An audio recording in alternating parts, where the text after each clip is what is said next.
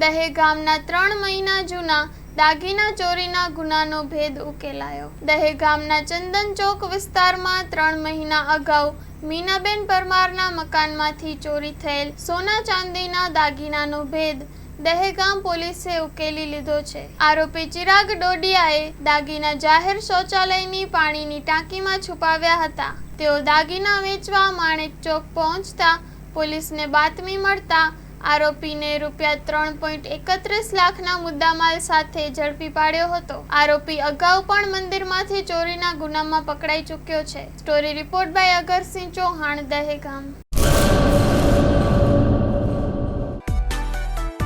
માં motor driving, safe and sure driving.